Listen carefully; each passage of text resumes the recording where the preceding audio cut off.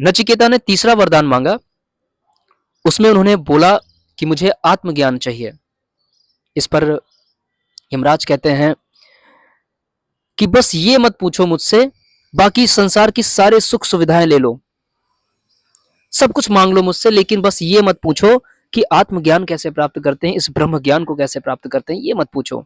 इसके बदले मुझसे सब कुछ ले लो, जीवन भर का सुख समृद्धि सब कुछ मैं दे दूंगा, बस ये मत पूछो।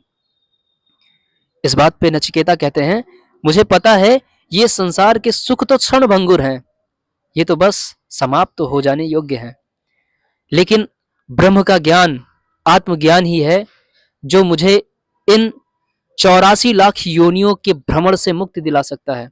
इसलिए आप मुझे ब्रह्म ज्ञान दीजिए। ऐसे अवसर पर तो ये कहानी कठोपनिषद की है। एक महर्षि थे, महर्षि वाजश्रवा, जो आत्मज्ञान की प्राप्ति के लिए साधना करते थे और कुछ व्यावहारिक स्थितियों के लिए एक यज्ञ कर रहे थे, जिस यज्ञ के परिणाम से उन्हें कुछ साधना के लाभ प्राप्त होते। तो उन्होंने तय किया कि वो उस यज्ञ में जो समिधा दी जाती है, उस समिधा में वो कुछ गायों को भी दान करेंगे, ब्राह्मणों को। अब ये प्रक्रिया चल रही थी, तो वहाँ पे उनके पुत्र, जिनका नाम नचिकेता है, आज नचिकेता काफ़ी उन पे मूवीज़ भी बनती हैं, कई सारी फिल्में उन पर बनी होंगी, सीरियल्स में नचिकेता के बारे में बताया जाता है। नचिकेता उस समय पर वहाँ उपस्थित थे जब वो अपनी गायों को दान कर रहे थे ब्राह्मणों को। उस समय पर वाजसवा ये कर रहे थे कि जो बूढ़ी गायें थीं, जो दूध नहीं दे सकती थीं, उन्हें भी वो दान में दे रहे थे।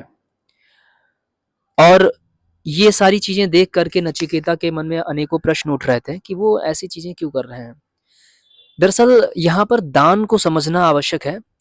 दान बस कोई सामान्य घटना भारतीय सनातन संस्कृति में नहीं है।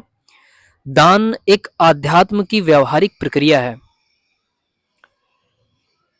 जिस तरीके से जब किसी की मृत्यु होती है, तो मृत्यु के समय पर मृत्यु किसी भी मनुष्य को, किसी भी जीव जंतु को, किसी भी व्यक्ति को ये मौका नहीं देती है कि आप कोई निर्णय ले सकें, आप कुछ कर सकें। एक सेकेंड का भी समय नहीं होता है। उस समय पर जो भी घटना घटित होनी होगी वो हो जाएगी। उस समय पर आप अपने प्रॉपर्टी को किसी के नाम नहीं कर सकते हैं। उस समय पर आप अपने धन, चल अचल संपत्ति में से कुछ भी इधर से उधर नहीं कर सकते हैं, कुछ भी आप नहीं कर सकते हैं। जो सुख आपको प्राप्त हुआ है वो सुख लेकर जाना रहेगा, जो दुख प्राप्त हुआ है वो दुख लेकर जाना रहेगा। आप अपनी मर्जी से स्वर्ग और नर्क तय नहीं कर सकते हैं। इसलिए जब ऐसा समय आता है मृत्यु के समय, तो दरअसल मुक्ति का समय जो होता है, मुक्ति जो प्रक्रिया है, वो मृत्यु के परे की घटना है। अगर मृत्यु में ये सारे सुख दुख आप निर्धारित नहीं कर सकते हैं, मृत्यु भी पीड़ादायक हो ना हो ये आप निर्धारित नहीं कर सकते हैं, तो मुक्ति और मोक्ष को तो आप बिल्कुल भी निर्धारित नहीं कर सकते हैं। इसलिए मृत्यु के परे जाने की प्रक्रिया में न सुख आपके साथ जाता है, न दुख आपके साथ जाता है, न पाप आपके साथ जाता है, न पुण्य आपके साथ जाता है, न लाभ आपके साथ जाता है, न हानि आपके साथ जाता है। इसलिए इस आध्यात्मिक प्रक्रिया को प्राप्त करने का एक व्यावहारिक तरीका है जिसे दान कहते हैं। दान में जो भी आपकी मूल्यवान वस्तु हो उसे जब आप दान करते हो, तो फिर इससे यह तय होता है कि उस समय भी जिस क्षण मृत्यु होगी, उस क्षण कुछ भी जो हमारा मूल्यवान वस्तु होगा उसमें हमारा भाव लिप्त नहीं होगा, क्योंकि हम दान करते करते अपने मनोभाव की उस अवस्था तक पहुंच जाएंगे जिस समय पर हम अगर मृत्यु भी आए तो उसे भी हम एक आसान तरीका बता दें, एक आसान तरीका बना लें। तो ये दान की प्रक्रिया होती है। लेकिन वाजश्रवा क्या कर रहे थे कि जब दान कर रहे थे तो वो बूढ़ी गायों को दे रहे थे, जिसका फल उन्हें प्राप्त नहीं होता, क्योंकि जब बूढ़ी गायों को आप दान करोगे तो उससे कितना ही फल आपको प्राप्त होगा, यानी कि आप उससे वो तय नहीं होता है कि आप अपनी मूल्यवान चीजों को दान में दे रहे हो, उससे वो भाव सृजित नहीं हो रहा है। तो इसलिए नचिकेता बार बार कहते थे अपने पिता से कि मुझे किसको दान करोगे, क्योंकि अगर गायों को दान कर रहे हो, गायें आपके पास अधिक मूल्यवान है, तो हो सकता है मैं उसी समान श्रेणी में हूं, तो मुझे भी आप दान करो, किसे आप दान करोगे? तो क्रोध में आकर वाजश्रवा जी ने कहा कि मैं तुम्हें यम को देता हूं। यम अर्थात यमराज। तो जब उन्होंने कहा कि मैं तुम्हें यम को देता हूं, तो उसी बात को नचिकेता ने माना कि ये एक आदेश है जो कि पिताजी ने दिया है, तो फिर अब मैं यम के पास जाऊंगा। यम के द्वार पर नचिकेता गए तो द्वारपालों ने बताया कि यमराज कहीं बाहर गए हैं और इसलिए यमराज अभी आपको मिल नहीं सकते हैं। तो उस समय पर नचिकेता ने वहां पर 3 दिनों तक भूखे प्यासे रह करके तपस्या की। और जब यमराज आए तो उन्होंने देखा कि एक बालक बैठा हुआ है द्वार पर, जो कि तपस्यारत है। तो इससे वो बहुत प्रसन्न हुए। उन्होंने कहा कि तुम 3 दिनों तक यहाँ पर बिना खाए पिए बैठे थे, इसलिए मैं तुम्हें 3 वरदान दूंगा, मांगो मुझसे क्या मांगते हो। तो नचिकेता ने यमराज से कहा कि मुझे पहला वरदान आप दीजिए कि जब मैं घर वापस जाऊं तो मेरे पिताजी मुझ पर क्रोधित ना हो और वो मुझे सहर्ष स्वीकार कर लें। तो यमराज ने कहा बिल्कुल तथास्तु, ये वरदान मैंने आपको दे दिया। फिर उसके बाद दूसरा वरदान मांगा तो उन्होंने कहा कि मुझे वो ज्ञान दीजिए जिससे मैं स्वर्ग को प्राप्त करूं। यहां पर ये टेक्निकलिटी है कि स्वर्ग होता क्या है। अगर स्वर्ग होता है तो स्वर्ग को प्राप्त कैसे करें।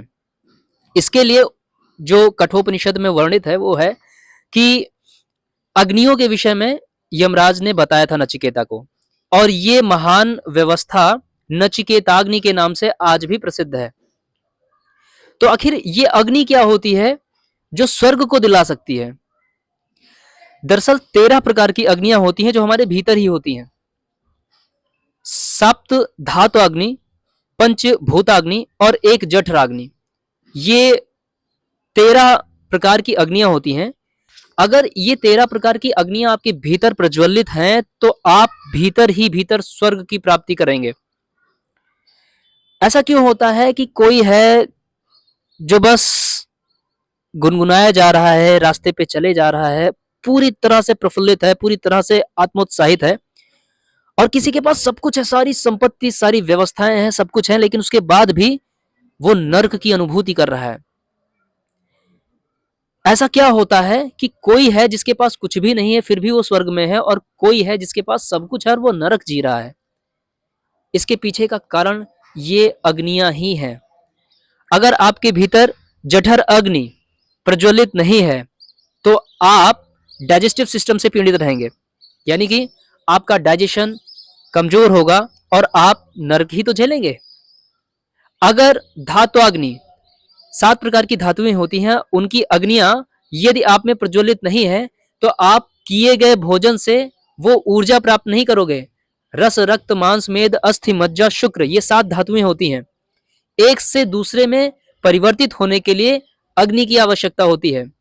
अगर ये अग्नियां नहीं जल रही हैं तो फिर आपके शरीर में धातुओं का निर्माण नहीं होगा, और अगर धातुओं का निर्माण नहीं होगा तो फिर आप नरक ही तो जी रहे हैं। और अगर बात की जाए पंचभूताग्नि की, तो हमारा शरीर 5 भूतों से मिलकर के बना है।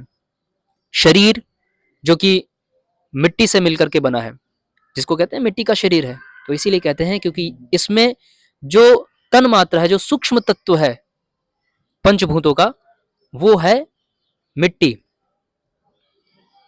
इसलिए शरीर को हम कहते हैं कि ये मिट्टी से बना है। इसी प्रकार जल है हमारे भीतर, जो कुछ भी रक्त में प्रवाहित हो रहा है वो जल ही तो है, जल तत्व ही तो है, सूक्ष्म रूप में रक्त के रूप में वो बह रहा है हमारे शरीर में। उसी तरीके से हमारे ही भीतर वायु है। 5 प्राण होते हैं, मुख्य प्राण, और 5 उप प्राण होते हैं। इस प्रकार से 10 प्राण होते हैं। ये प्राण ही तो हैं जो हमारे शरीर को संचालित करते हैं। हमारे भीतर मैंने अग्नियों के विषय में आपको बताया है, जो हमारे शरीर और मन और हर प्रकार के परिवर्तन, यहाँ तक कि इस दुनिया में जो कुछ भी परिवर्तित होता है, वो सिर्फ और सिर्फ अग्नि की वजह से होता है। अगर अग्नि और अग्नि से जुड़े तत्व ना हो तो इस संसार में कोई परिवर्तन ना हो। इसलिए अग्नि भी हमारे भीतर ही है। उसी प्रकार हमारे भीतर वायु है और उसी प्रकार हमारे भीतर आकाश तत्व है। आकाश तत्व यानी कि खालीपन। इस ब्रह्मांड में सर्वाधिक खालीपन ही तो है। उसी प्रकार ये हमारा जो एक छोटा सा ब्रह्मांड है, इसमें भी सर्वाधिक स्थान खाली स्थान ही है। खाली स्थानों में ही ये जो कुछ भी भौतिकता है वो समाई हुई है। तो इसलिए अगर इन 13 प्रकार की अग्नियों को आपने अपने भीतर प्रज्वलित कर लिया तो आप यहीं इसी जन्म में बैठे बैठे स्वर्ग को प्राप्त करेंगे और आप स्वर्ग को अनुभव करेंगे। इसलिए जो नचिकेता को यमराज ने बताया, जिसे आज हम नचिकेताग्नि के नाम से जानते हैं, वही है तरीका जिससे हम स्वर्ग को प्राप्त करते हैं। फिलहाल नचिकेता ने तीसरा वरदान मांगा। उसमें उन्होंने बोला कि मुझे आत्मज्ञान चाहिए।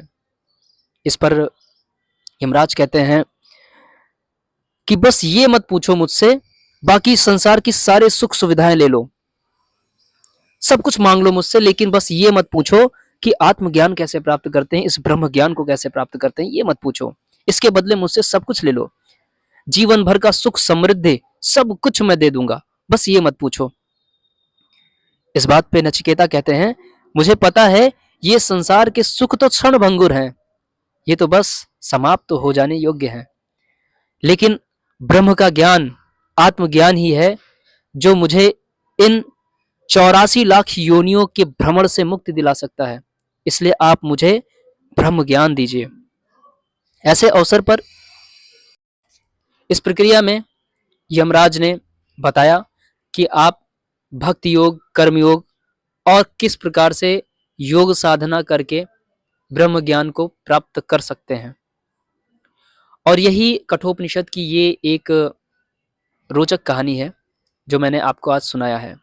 इसके साथ साथ मैं आपको और ऐसी ही ढेर सारी कहानियां सुनाऊंगा जो आपको प्रेरित करेगी कि क्यों आपको योग करना चाहिए, क्यों आपको भारतीय संस्कृति को समझना चाहिए, इसमें क्या रहस्य है और क्या इसकी जानकारी आपके जीवन को परिवर्तित करने का काम कर सकती है।